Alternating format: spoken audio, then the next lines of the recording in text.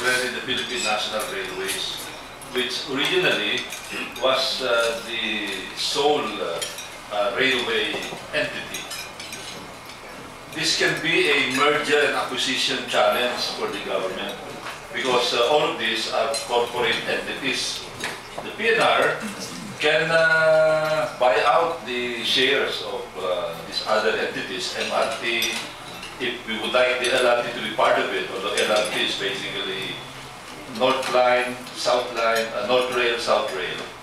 So it's a matter of these shares being consolidated into the PNR, and in the process of the consolidation, the other entities will collapse or be dissolved because of the merger and acquisition process.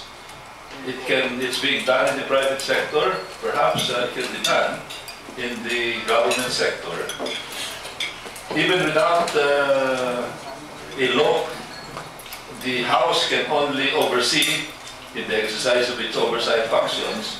But if we are going to rely, for example, on having to come out with another law, it may take a while. It can be an internal initiative on the part of the Department of Transportation and Communications. Really, that is the policy decision at the DOTC level.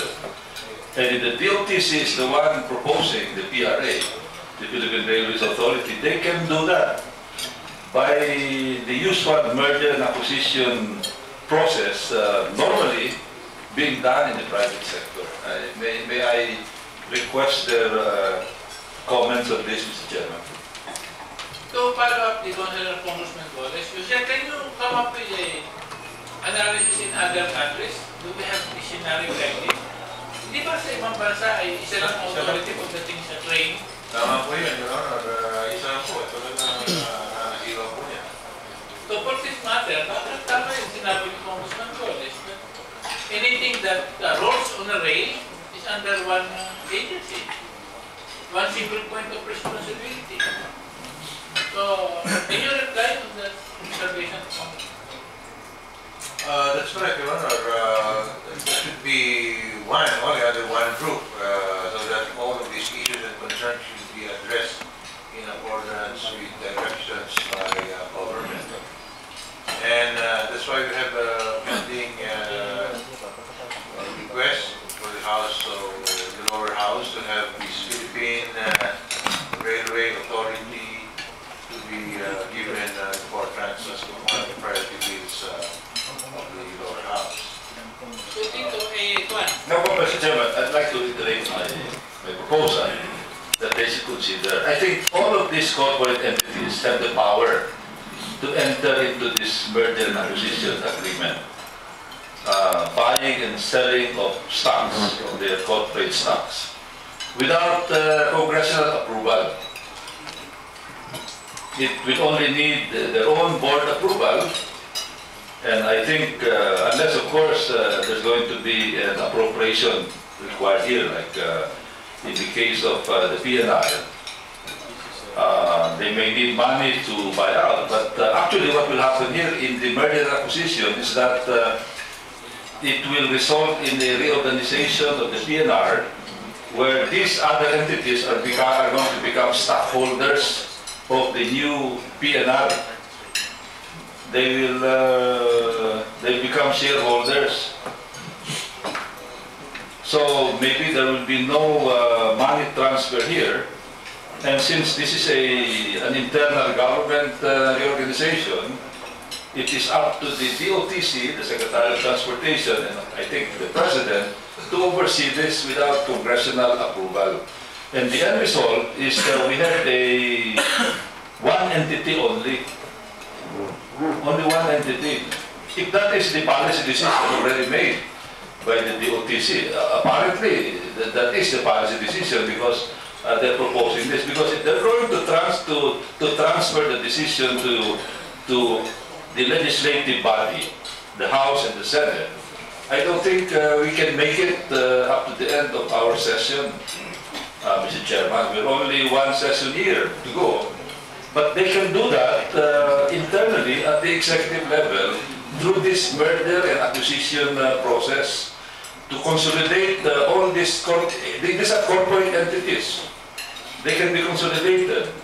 All you need is a financial engineer to strategize the consolidation, and for as long as there is that decision already at the DOTC, then it's simply a matter of procedure. But if you leave it up to Congress, it's going to take a long process, Mr. Chairman. Mr. Chairman, I strongly support the observations of the distinguished gentleman, the Parliamentary Congressman Golez. And it's about time that the government really puts all of these bodies that are in charge of railway. We have so many of them: MRT, LRT, PNR,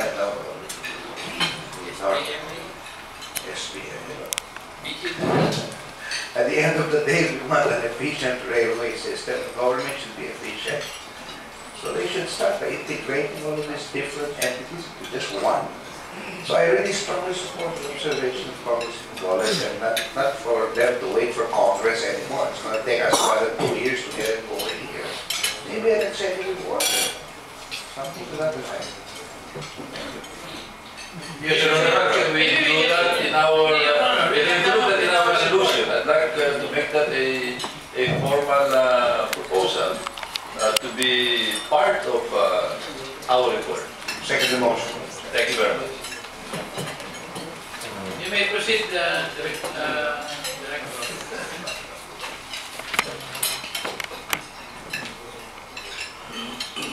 By the way, for the record, the reason why this representation and many other congressmen would like to see that the PNR be resurrected and be functioning is for one very parochial concern. Pag nasa train ka, walang checkpoint.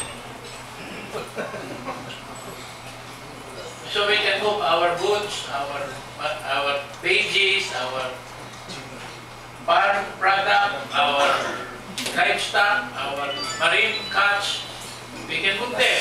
Mga nasa, yung mga kilo-kilo namin, mga talong, mga gulay, mga huling isda. Eh kasi kada checkpoint, nagbababa sila ng huli. Ano yun, no? Pagdating mo naman sa NCR, wala nang straight to the point. Kawawa din, kaya gusto namin yung seamless connection, meaning our banana farmers na #1 destination ay Bulacan for the banana fritters at saka kung ano pa. Diretso na yung aming cargo sa Bulacan na wala